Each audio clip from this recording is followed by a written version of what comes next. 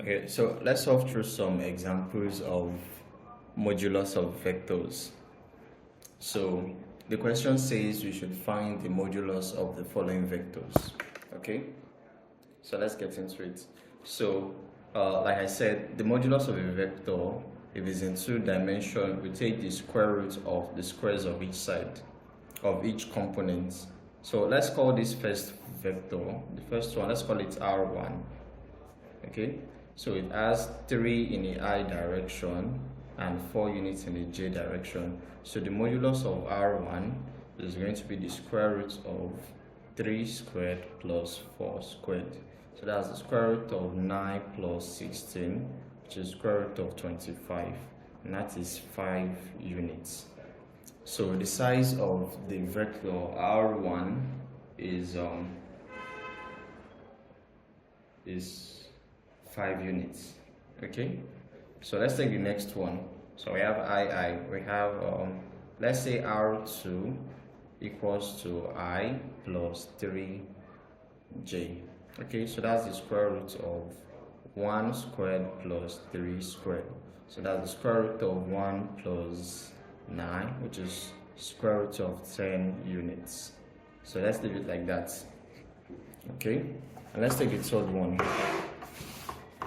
Okay, so the third one says we should take minus 2I minus 5J.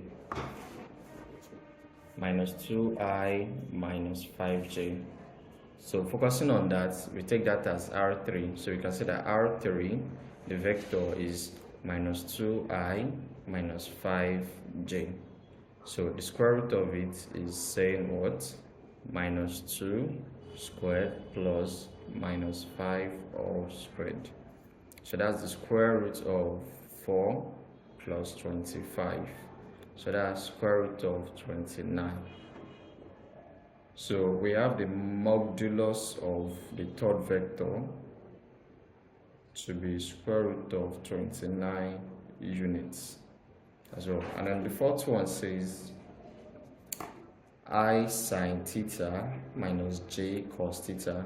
So R4 is sine theta in the I direction and negative cos theta in the j direction, like that.